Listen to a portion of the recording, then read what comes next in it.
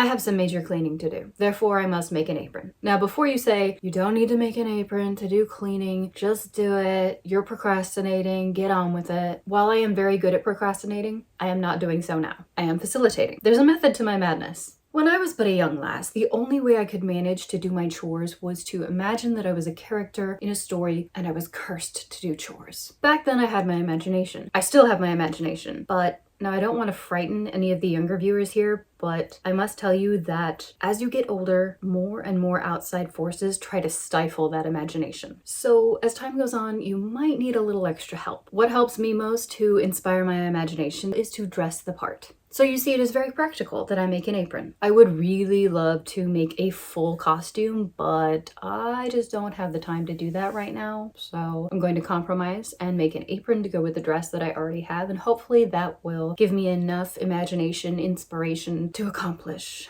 the cleaning. It must be done. So let's make an apron.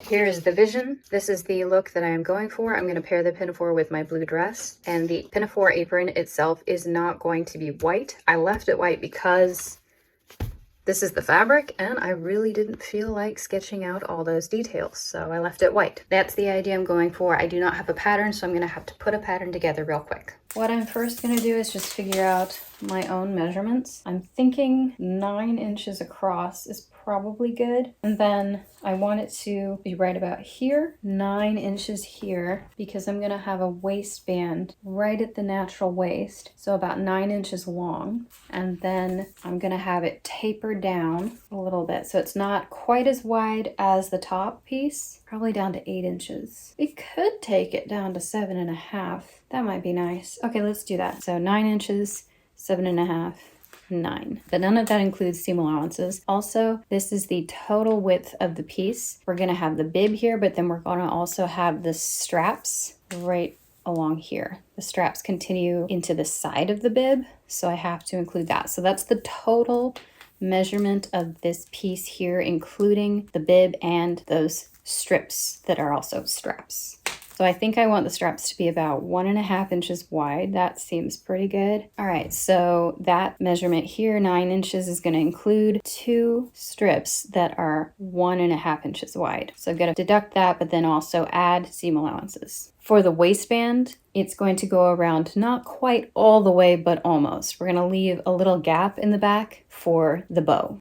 And then for the straps, the strips on the side, the straps, strip straps, it's got to come all the way over around to the waistband. I'm going to go ahead and do a little extra. And then for the ruffle, I'm thinking I don't want it too big. So I think 3 inches here seems pretty good. And then I think I'll taper it down to, I think 1.5 is good. So 3 inches at the top, and we'll taper it down to 1.5 inches at the bottom. Once I had all my dimensions, I was able to map out my pattern pieces and assemble a muslin. While I gathered up the ruffles, I thought I would share with you some of my hopes and dreams for the future. I usually make my own patterns. It just works for me a little bit better. I do use printed patterns from time to time, but it usually just works out better for me to make my own. And I've had a lot of people ask where I got my patterns. Did I make them or did I buy them? If I bought them, where can they get them? And I'm always bummed to say I made the pattern and I don't have it available for you to use. It always bums me out to not be able to direct them to where they could get it. It's something that I would really love to be able to do, to print patterns or make them into a PDF format. I've wanted to do that for a really long time, but I'm just not there yet. I would need to purchase a program for my computer, and I think I could possibly swing that soon. The problem is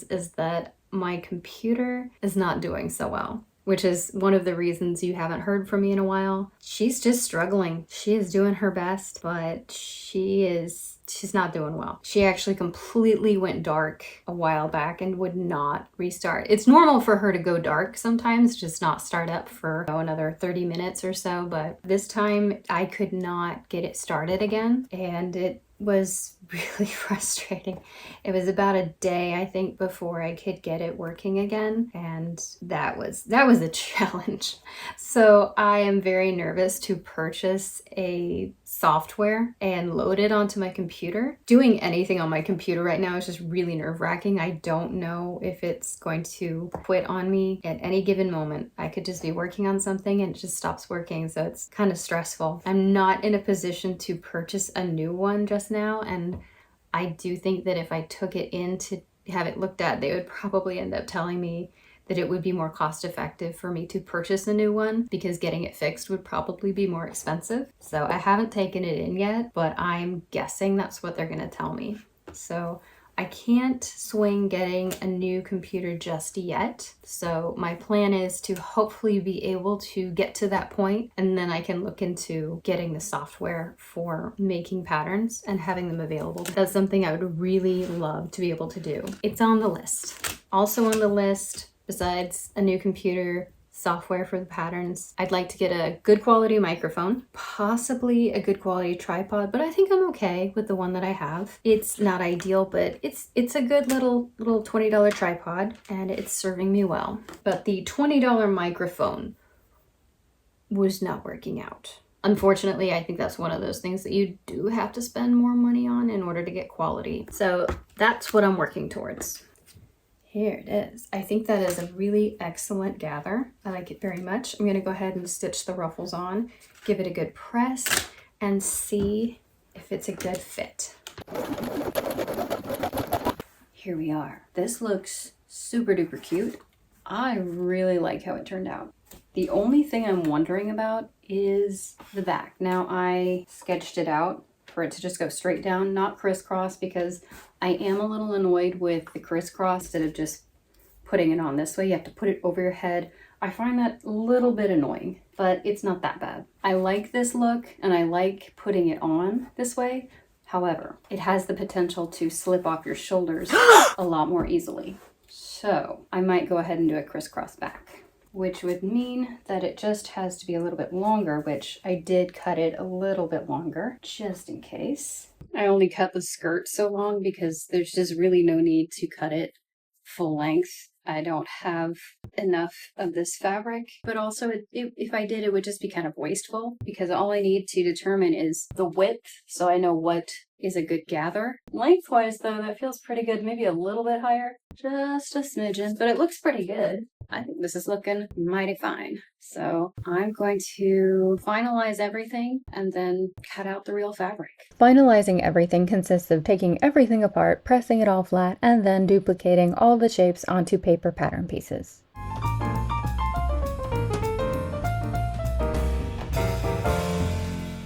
It is time to cut into the actual fabric. First, I've just got to figure out if there is indeed enough fabric here. I'm pretty sure there is, but I'm not positive. So I'm going to make sure first, because starting a project, cutting into the fabric, and then discovering that you do not have enough, it's very defeating. It's not very wide. Almost 21 inches wide. More like 20 and a half. I think there are 3 yards here, if I remember correctly. 1, 2, 3. 3 yards. I was correct. That's great. So with 3 yards, I should have enough for the apron, maybe even a little left over, but it is directional, so I do have to take that into consideration. I'm going to lay all of the pieces out onto the fabric to make sure that I do indeed have enough before I cut into it. I laid the pattern pieces onto the fabric in a multitude of ways, folding it here, folding it there, to figure out the best placement to ensure that I would indeed be able to cut out all of the pieces. Here I am figuring the bottom ruffle and the ties, which consisted of rectangle after rectangle after rectangle, because the fabric was only so wide, but in order to be consistent with the direction of the design, they had to be cut horizontally. All of the pieces are cut out. Now it is time to assemble. I used muslin for the bib and waistband linings, and I backed the outer fabric pieces each with an additional piece of muslin for stability. I attached both the bibs to the strip straps along the edges, and then I had a lining section and an outer section, which I would join together but only after attaching the ruffle to the outer section. When cutting the ruffle piece, I placed it on a fold so that instead of finishing the edge with a hem, I could just keep it folded in half, press it super crisp, and have a finished edge just like that. This would give me a more substantial ruffle rather than a feathery, floaty ruffle. I just pinned that ruffle all along the edge of the strip straps, making sure not to go all the way down, but to stop at the point I had previously determined when making the mock-up. Now comes the part that might be a little brain twisty. I place the outer fabric section and lining section right sides together, and I sew all along the inside edges, the straps, and the top of the bib. Now the inside edges are sewn together. This is stitched together, and this is stitched together. So next, I just have to fold the ruffle inside, and then go ahead and stitch this together all along this edge. Once those seams are finished, we can treat it just like any other strap and pull it through with a loop turner. Well, not quite like any other strap because there's that substantial ruffle to contend with. But slow and steady, and it should flip out. Eventually. Then it's bib section to waistband, and waistband lining on top to make a sandwich. But before stitching it together, make sure to slip those strap ends into the waistband sandwich. And before you stitch, try it on yourself, the dress form, or a hanger to make sure you don't twist the straps. I skipped that step. Realization and regret were soon to arrive. For the ties, I folded the pieces in half lengthwise and stitched all along the side and closed up one end. Then I just flipped them right side out and gave them a good press. I sandwiched those tie ends into the sides of the waistband and closed them up, still not yet realizing the twisted strap situation. Here's where I am at. I have a few changes to make, unfortunately. One of them is to fix the strap. I twisted it. Whoops. It happens. So if you're following along with this as a tutorial, don't do what I did when inserting my straps. I am directionally challenged. What I should have done is put it up on the dress form and then pin it into place. You can also borrow someone else, put it on them, or put it on a hanger to make sure that you're pinning it in the right place. It's actually a pretty simple fix, and it will be made even simpler because I actually need to trim the waistband down a little bit. There's just not enough of a gap here. I want it to be a little bit wider, so I'm going to go ahead and trim the waistband down about an inch, and of course then I'll have to move the straps over about an inch, and then this will be ready for the skirt to be inserted. If anyone has ever made you feel badly for using this tool, just let them know. They're ridiculous. I use this all the time. It doesn't mean failure. This sewing tool gets a pretty bad rap, and that's sad because no matter how long one has been sewing, this tool will always be useful. And if anyone tells you they never use it, I'm not sure you want to trust that person. You lied to me? Now it is time to assemble the skirt. It's in 6 pieces. The skirt itself is going to be made up of these 3 pieces here. I'll sew them together side to side and finish the outside edges. And then these 3 pieces here make up the bottom ruffle.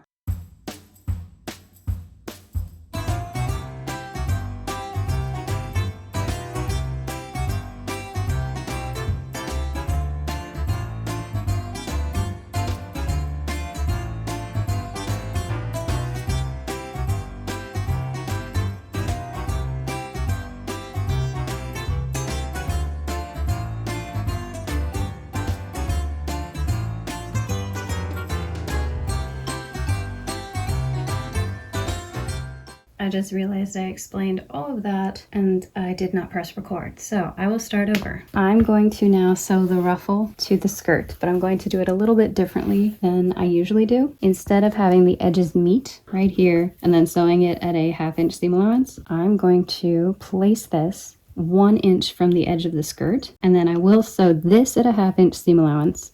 But the skirt is going to get a 1.5 inch seam allowance. I want 1 inch right here. So I'm going to place the ruffle just right along that line that measures 1 inch from the edge of the skirt, and then I will pull the gathers up to fit.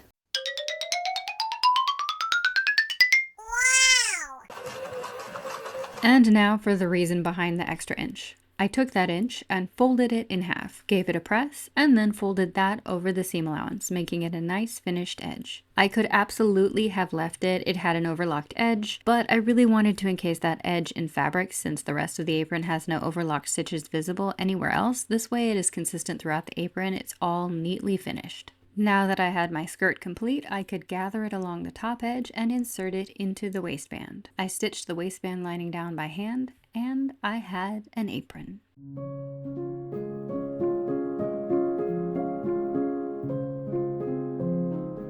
There were once people in my life that would be so embarrassed to hear me share the fact that, in order to clean, I sometimes still make up a character and story like I did when I was little, and they would assure me that I should be embarrassed. I constantly witness people chastise others for doing things they consider for kids. My question is, who is it that determines the appropriate age group? As long as your responsibilities are fulfilled and you are not harming others, why should you not buy that toy, play those video games, dress up in that costume, or do whatever it is that brings you joy? As we get older, more responsibilities arrive, and our sense of wonder can gradually get crushed. One might almost say toys and games are even more important for adults because of this. But really, I think they're just as important. Joy is so hard to find in this world, so why do we think it's good to crush someone else's version of joy? If you are able, buy that toy, make that costume, play pretend, light up the drudgery of life with imagination and wonder. Of course, this is only my opinion. And of course, I'm not going to tell you what to do or how to think, but I will share with you that I've noticed that this dismal world does get just a little bit brighter when we embrace wonder instead of allowing it to be stifled.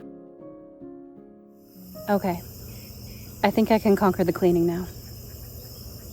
See you on the other side.